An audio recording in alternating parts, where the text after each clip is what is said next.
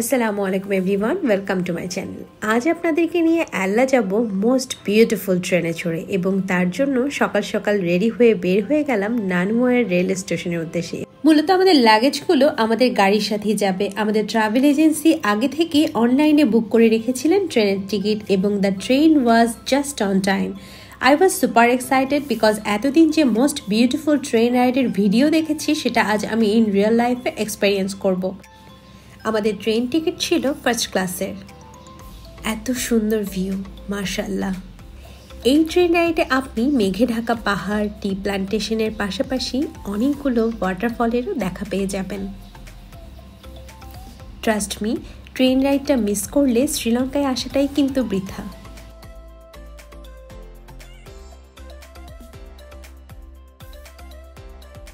এত সুন্দর ভিউ, সুবহানাল্লাহ। আল্লাহর সৃষ্টি অনেক সুন্দর। 3 ঘন্টার এই ট্রেন জার্নির শুরু থেকে শেষ পর্যন্ত এক্সপিরিয়েন্স ওয়াজ আউটস্ট্যান্ডিং।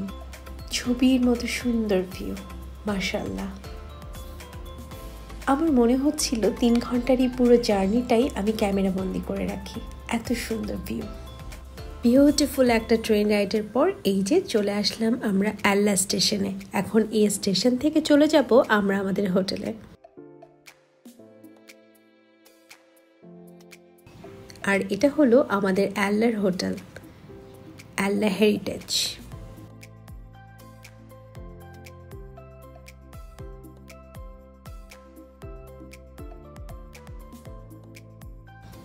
রুম থেকে ভিউটা দেখুন কত সুন্দর।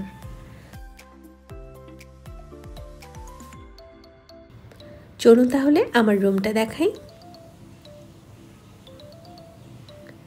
আর এই হলো আমাদের রুম। বেশ পরিষ্কার পরিচ্ছন্ন গোছানো, এবং এটা washroom. Necessary all was available.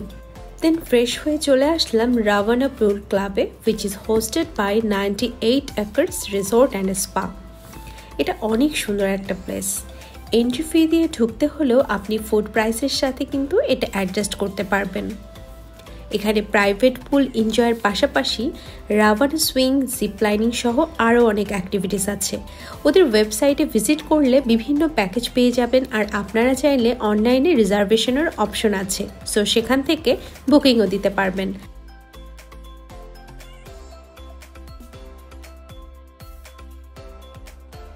আর ওই যে দূরে দেখা যাচ্ছে রাভানা সুইং, ইনশাল্লাহ আগামীকাল আমি ওটা ট্রাই করব এবং আপনাদের সাথে সেই মজার মুহূর্তগুলো শেয়ার করব। সব কিছু মিলে এনভায়রনমেন্টটা অনেক সুন্দর ছিল, আর যেহেতু একটু পার্টি মুড ছিল, সো আমার কাছে বেশ মজা লাগছিল। সো আমরা ওদের মেনু বুক থেকে double chicken pizza, French fry এবং তার সাথে জিঞ্জার বিয়ার অর্ডার করেছিলাম। এখানকার খাবারের প্রাইসটা বেশ এক্সপেন্সিভ হলেও food taste was really good. It was yummy.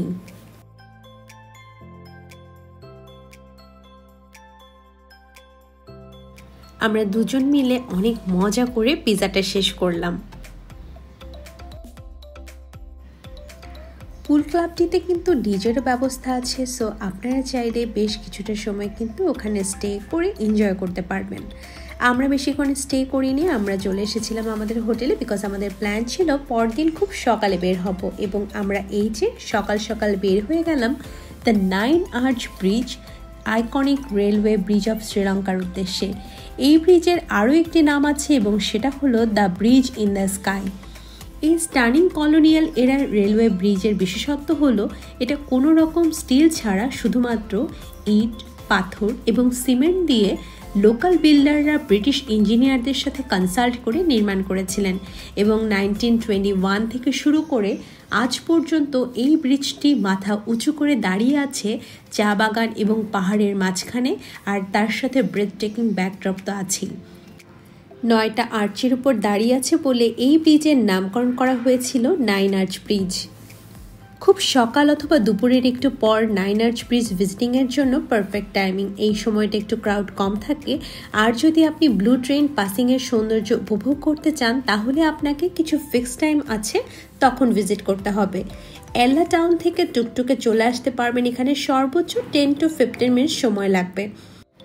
Nine arch থেকে দেন সোজা চলে আসলাম রাভানা পুল ক্লাবে সুইংয়ের জন্য। এখানে কিন্তু ড্রেস রেন্ট, সুইং আর ফটোগ্রাফির জন্য আলাদা আলাদা কস্ট। আপনারা চাইলে কিন্তু বাসা থেকে রেডি হয়ে আসতে পারেন, অথবা ড্রেস ক্যারি করতে পারেন, অথবা ফটোগ্রাফিটা না নিয়েও করতে পারবেন। আমি যেহেতু সবগুলো নিয়েছি, সো আমার চার্জ পড়েছিল 10,000 রুপি, এবং trust me, it was a wonderful experience with breathtaking views. Ella আসলে রাভানা সুইং কিন্তু মাস্ট ট্রাই। ফার্স্টের দিকে আমার বেশ ভয় লাগছিল, কিন্তু বিশ্বাস করুন, আপনি যখন সামনে এত সুন্দর একটা ভিউ দেখবেন, আপনার একটুও ভয় লাগবে না। আর সুইংটা শেষ হওয়ার পর যখন আপনার বিউটিফুল পিকচার্স আর ভিডিওসগুলো দেখবেন, সেই খুশি তো আর বলার অপেক্ষায় রাখে না। জাস্ট এক কথায় অসম্ভব একটা এক্সপিরিয়েন্স ছিল।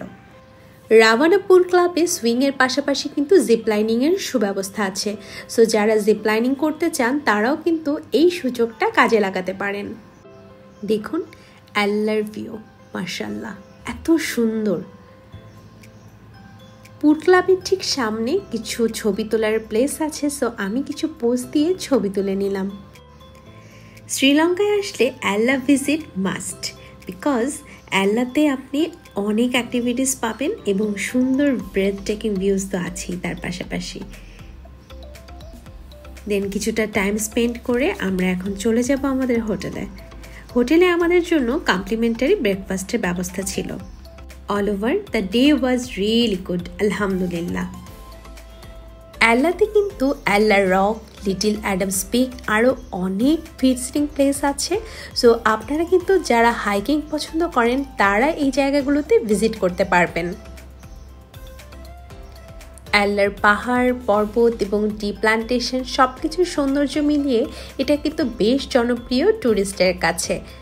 বিভিন্ন জায়গা থেকে ট্যুরিস্টরা আসে এর এক ঝলক সৌন্দর্য উপভোগ করতে। আমার তো এখান থেকে যেতে একদমই ইচ্ছে করছিল না, বিকজ এই জায়গাটা এতটাই সুন্দর, আপনার মনে হবে যে আপনি এখানেই বসে থাকেন এবং প্রকৃতির সৌন্দর্য উপভোগ করেন। তারপরও আমি অনেকটা সময় আসলে এখানে স্টে করেছি, বিকজ আমার অনেক ভালো লাগছিল নেচারের সাথে থাকতে। সো আমরা এখন চলে যাচ্ছি আমাদের হোটেলে ব্রেকফাস্ট করার জন্য। যেহেতু অনেক সকালে বের হয়েছি, সো আমাদের দুজনেরই অনেক ক্ষুধা পেয়ে গিয়েছিল। এবং এই যে চলে এসেছে আমাদের হোটেলে, আর এটা ছিল আমাদের হোটেল রুমের সাথে কমপ্লিমেন্টারি ব্রেকফাস্টে লোকাল শ্রীলঙ্কান ফুড ছিল, এবং trust me, the test was really delicious. Breakfast শেষ করে বেরিয়ে পড়বো আমরা গলের উদ্দেশ্যে। নেক্সট ভিডিওতে আমি আপনাদেরকে মোস্ট বিউটিফুল কোকোনাট হিল ট্রিতে নিয়ে যাব, এবং সাথে থাকছে আরও বেশ কিছু চমক। মিস করতে না চাইলে এখনই আমার চ্যানেলটা সাবস্ক্রাইব করবেন, ভিডিওটি ভালো লাগলে লাইক দিবেন, ফ্রেন্ডস অ্যান্ড ফ্যামিলির সাথে শেয়ার করবেন, আর আপনাদের ভালো লাগাগুলো আমাকে কমেন্টস করে জানাবেন। তাহলে সেই পর্যন্ত সবাই ভালো থাকবেন, সুস্থ থাকবেন। দেখা হচ্ছে ইনশাআল্লাহ নেক্সট ভিডিওতে। আল্লাহ হাফেজ।